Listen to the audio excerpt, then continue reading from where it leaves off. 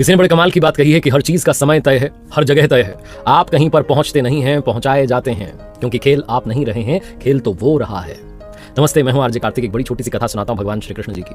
एक बार नारद जी आए और महल में रुक्मणी जी से मिले और आकर के उन्हें कहने लगे कि भगवान जी का जो विशेष प्रेम है वो गोपियों से है, वो आप लोगों से नहीं है। यहाँ महल में वो किसी से इतना प्रेम नहीं करते जितना वो गोपियों से करते हैं। इस बात से रुक्मणी जी नाराज हो गई और रूठ करके कोप भवन में चली गई। उनको लगा कि प्रभु आएंगे मनाने के लिए। भगवान जी को जब ये बात मालूम चली तो उनको लगा कि अब मैं सबको बताता हूँ कि क्यों मैं गोपियों से विशेष प्रेम करता हूँ, विशेष भाव रखता हूँ।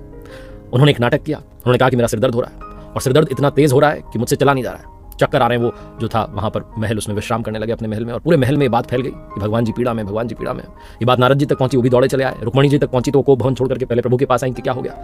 भगवान जी बहुत पीड़ा में थे, बहुत तेज सिर दर्द उन्हें हो रहा था। नारद जी ने कहा प्रभु क्या किया जाए। इसी बीच में सत्यभामा जी जो रानी थी वो भी आ गई।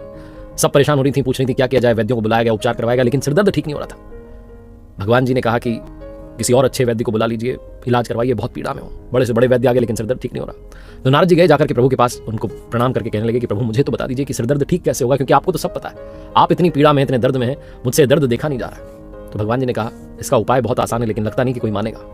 तो नारद जी ने पूछा कि बताइए, ये काम मैं खुद कर दूंगा, अगर कोई नहीं करेगा तो मैं स्वयं करूंगा।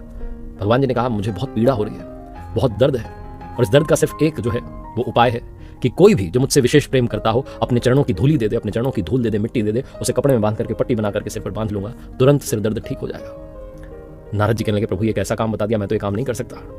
मेरे चरणों की धूली आपके सिर तक पहुंच जाए, ये हो ही नहीं सकता। तो प्रभु ने कहा किसी और से पूछ लो। नारद जी गए, रुक्मणी जी के पास जाकर के बताया कि उपाय बताया भगवान जी ने। रुक्मणी जी कहने लगी कि आप क्या कह रहे हैं, मुझे नरक भेजेंगे? मेरे चरणों की धूल जो है भगवान के मस्तक तक पहुंच जाए, होने नहीं दूंगी। सत्यभामा जी के पास भी उन्होंने कहा नहीं, और रोने लगी कि क्या बता रहे हो आप। नारद जी फिर दौड़े चले आए, कहने लगे भगवान कोई मानने को तैयार नहीं है।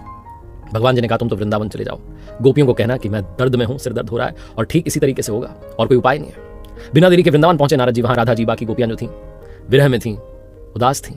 जब नारद जी आए, नारद जी से पूछा कि कैसे हैं प्रभु जी, उनके बारे में जानना चाहते। उन्होंने कहा पीड़ा में है, सिर दर्द हो रहा है, बहुत अत्यधिक जो है पीड़ा हो रही है, और उसका उपाय यह है कि कोई जो उनसे विशेष प्रेम करता है अपने चरणों की धूली दे दे। बिना देरी के वहां कपड़ा बिछाया गोपियों ने, राधा जी ने। सब नृत्य करने लगे और जो धूल मिट्टी उड़ करके उस कपड़े में आ गई, इकट्ठी करके दे दी कि जाइए जाकर के कपड़ा बांध दीजिए।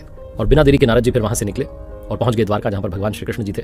जाकर के वो जो कपड़ा था उनके सिर पर बांधा गया और कुछ ही क्षणों में उनका सिर दर्द ठीक हो गया। भगवान जी ने उस दिन सबको बताया कि क्यों वो गोपियों से अत्यधिक प्रेम रखते हैं। उन्होंने कहा कि वो निश्चल भाव रखती हैं, निश्चल प्रेम करती हैं, कोई छल कपट नहीं है।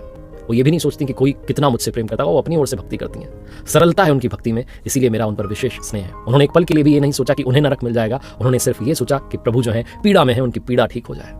बहुत छोटी सी कथा जो जन्माष्टमी पर यही सीख देती है कि जीवन में भक्ति करनी है तो सरलता के साथ कीजिए, संपूर्ण विश्वास उन पर रखिए, जो आप चाहते हैं जीवन में आपको अवश्य मिलेगा।